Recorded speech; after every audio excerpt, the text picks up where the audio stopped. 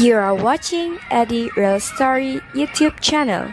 Please like, share, and subscribe now. Assalamualaikum warahmatullahi wabarakatuh. Lama kita tak jumpa. Hari ni dapat jumpa balik. Kali ni saya nak cakap santai-santai je lah. Okey, pertama mengenai dunia seni. Terutamanya rock. Saya lihat banyak show-show rock yang berlangsung di iCafe Bikers di Sungai Buloh.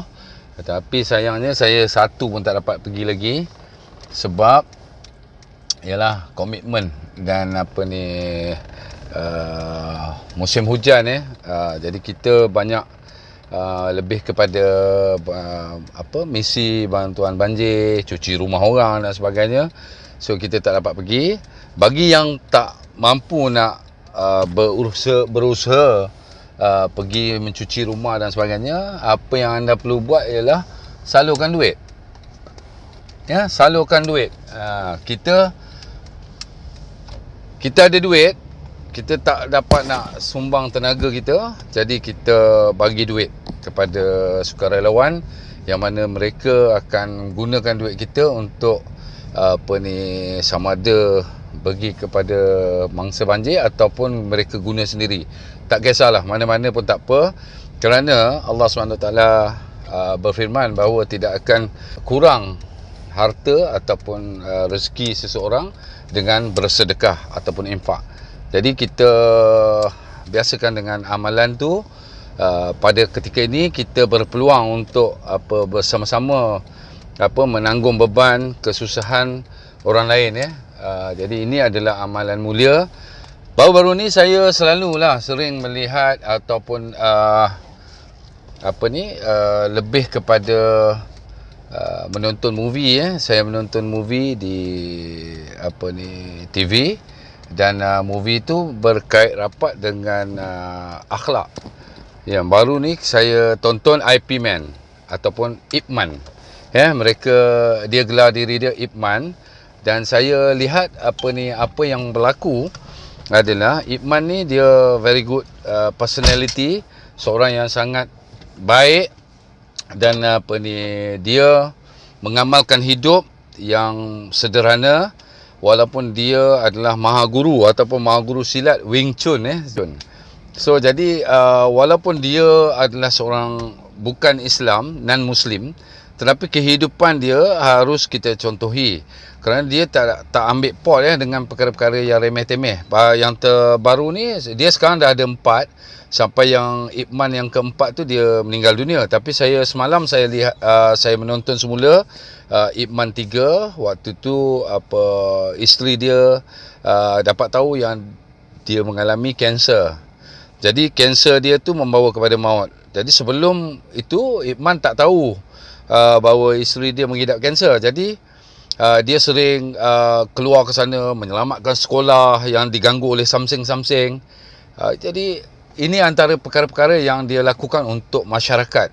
Jadi isterinya walaupun dah hidup bersama dengan Ip Man begitu lama, tetapi ketika keadaan dia mengalami sakit kanser tu, dia tidak dapat mengimbangi perasaan dia. Dia rasa macam suami dia mengenepikan dia, tidak mengendahkan dia dan sebagainya. Walhal Ip Man tu adalah contoh lelaki terbaik selain daripada Rasulullah SAW yang memang tak ada tandingannya.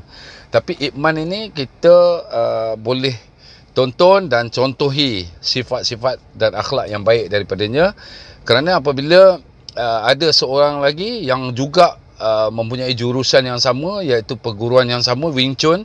Dia mengaku bahawa Wing Chun dia lebih asli, dan Ip Man punya adalah tidak asli, dan dia menobatkan dirinya adalah Wing Chun yang asli dan Grand Master for Wing Chun pada ketika itu. Jadi dia mencabar Ip Man untuk beraksi dengan dia ataupun berlawan dengan dia supaya dapat menentukan siapa yang lebih hebat. Tapi Ip Man tak datang. Jam 3 petang seperti yang dijanjikan, Ip Man tak datang. Reporter, semua orang dah penuh dah di Dewan, tapi Ip Man tak datang. Apa Ip Man buat? Okey, Ini yang menarik perhatian saya. Untuk kita semua, kita harus sama-sama amati. Benda yang baik kita ambil. Walaupun daripada non-Muslim, perkara yang baik kita kena contohi. Ip Man meluangkan masa dia. Isteri dia kata dia tahu suami dia seorang ahli kungfu yang hebat, tetapi dia minat tarian. Jadi dia teringin untuk melakukan tarian bersama suaminya. Jadi suaminya pergi berjumpa dengan anak murid dia yang begitu terkenal, iaitu Bruce Lee. Jadi Bruce Lee kata, tak payahlah belajar dengan orang lain, aku pun boleh ajar kamu menari. Dia pun ajar Ip Man menari. Menari simple-simple lah. Jadi Ip Man sampaikan hajat isterinya. Ketika dia menari dengan isterinya, isteri jatuh pengsan dan dia bawa ke hospital. Di hospital, isterinya yang dalam keadaan nazak itu mohon untuk supaya Ip Man bawa dia bergambar dengan anak dia yang seorang. Jadi apa yang berlaku, Ip Man tunaikan hajat isterinya, pergi bergambar di studio, dan akhirnya isterinya meninggal dunia. Begitu. Sebelum isteri dia meninggal dunia, isteri dia tanya kepada Ip Man, adakah kalau aku tak sakit, adakah engkau akan menyahut cabaran daripada seorang lagi daripada Wing Chun yang mencabar kamu tu di akhbar. Dia siarkan dia surat khabar yang dia mencabar Ip Man. Ip Man kata, ya, dia akan sahut. Jadi isteri dia kata, why not? Semasa dia hidup, Ip Man pergi menyahut cabaran tu. Jadi pada satu hari, Ip Man pun bawa isteri dia dan letak dia satu sudut di dewan tu, dan kemudian beraksi dengan orang yang pernah mencabar dia. Dan akhirnya dalam pertarungan itu Ip Man menang. Dan Ip Man apabila menang, jadi sahabat Wing Chun ni memecahkan papan tanda yang Grandmaster Wing Chun tadi, yang dia dombatkan diri dia sebagai Wing Chun. Dia kata dia kalah, so dia pecahkan papan tanda tu. Dia menghormati Ip Man, dan kemudian dia cakap, Ip Man, aku tahu aku kalah dan aku sepatutnya tidak menggunakan lagi perkataan Grandmaster Wing Chun ini untuk diri aku. Kemudian apa Ip Man jawab? Ip Man jawab, kita hendaklah berbuat baik kepada orang-orang di sekeliling kita. Itu adalah lebih baik daripada apa yang kita lakukan, berlawan sana sini. Lakukan perkara yang baik kepada orang sekeliling kita, yang paling dekat dengan kita, iaitu keluarga dan sahabat andai kita. Jadi itu adalah satu daripada baik kata-kata yang sangat bermakna dari Ip Man. Okey, ramai yang bertanya, sekarang ni Eddie, apa yang Eddie buat? Selain daripada sekarang dah tak uruskan artis, tak uruskan rock. Bukan saya tak urus, saya masih lagi bersama dengan Max, Man dan Eji, juga May. Tapi saya tunggu juga May bagi tahu apa aktiviti seterusnya. Dan kemudian Melissa, saya rapat dengan Kev, dan juga Lee meditasi, Burn meditasi. So kumpulan-kumpulan yang rapat dengan saya, kecuali ekspedisi. Ekspedisi saya tak ada masalah dengan mereka, cuma saya tidak involve kerana saya tak nak lagi ada perkataan-perkataan yang tidak baik yang dituju ataupun ditohmahkan kepada saya. So pada suatu hari saya terima satu mesej daripada salah seorang fans ataupun mungkin kenalan rapat kepada Mael. Dia kata, Eddie, bantulah Mael, dia kata. Saya kata, bukan saya tak nak bantu. Saya dengan Mael tak ada masalah, tak ada apa-apa. Walaupun kita orang biasa pernah gaduh dan sebagainya, tapi saya tak simpanlah dendam apa-apa daripada dia. Saya katakan pada dia bahawa saya tak boleh membantu Mael kerana saya tak nak nanti pengurusan dia akan kata saya nak sailang, nak ambil Mael daripada mereka dan sebagainya. Itu bukan sifat saya. Saya tak nak perkara-perkara itu berlaku. Jadi saya ignore benda tu dan saya carry on dengan life saya.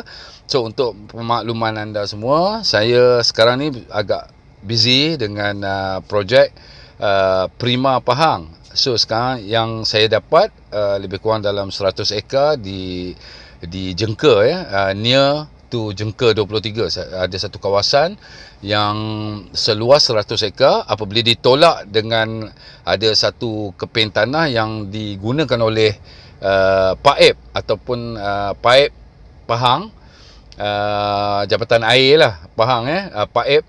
Dia orang ambil dalam 16 ekar di situ, jadi di awardkan kepada saya baki ataupun sisa daripada tanah tu lebih kurang 84 ekar untuk saya bina rumah.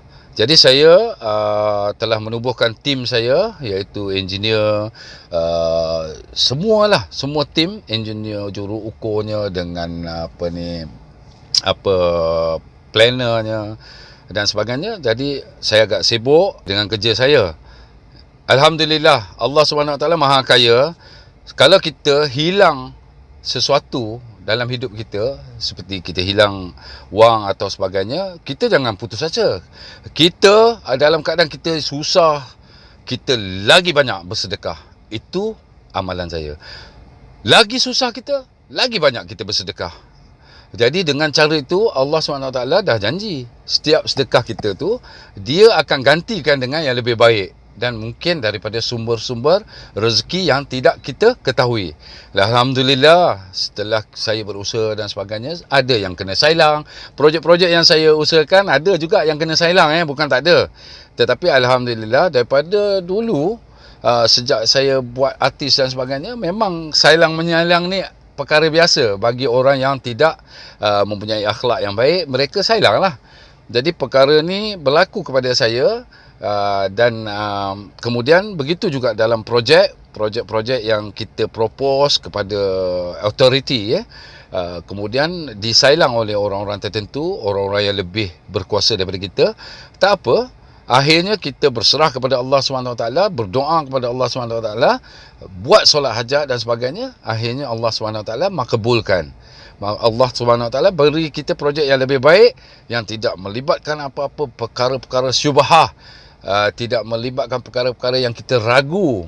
Jadi itu yang saya sedang lakukan, dan Alhamdulillah, itu adalah perkembangan terbaru yang saya ingin ceritakan kepada anda semua.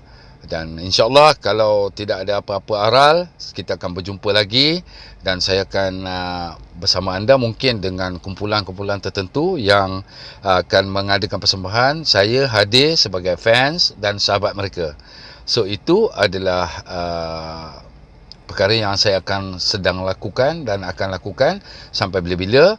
So untuk ingatan anda semua, apa sekalipun kita buat, tak kira apa sekalipun, mestilah kita menjaga solat 5 waktu. Kerana solat 5 waktu inilah yang akan membantu kita, bukan sahaja di dunia.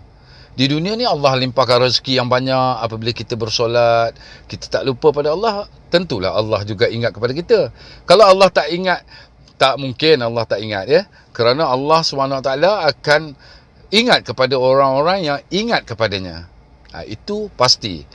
Barangkali kita tidak dapat apa yang kita ingini di dunia, tetapi Allah SWT dah janji, apa yang kita doakan, sekiranya kita berlaku adil, berlaku baik kepada semua manusia, maka Allah SWT kalau tidak beri kita di dunia ni, dia akan beri juga, dia akan kotakan apa yang kita impikan di akhirat.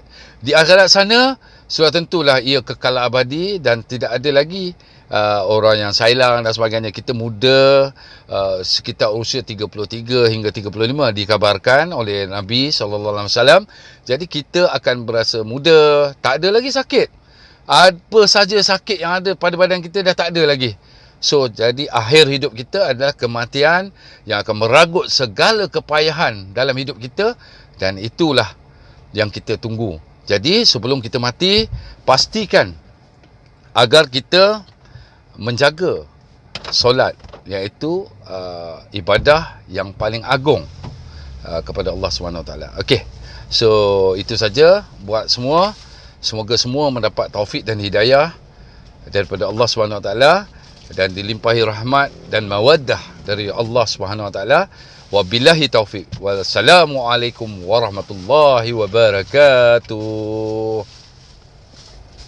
Do follow us on Facebook Eddie Badrui Expedisi and Instagram Uncle Eddie Expedisi. Thank you for watching. Bye.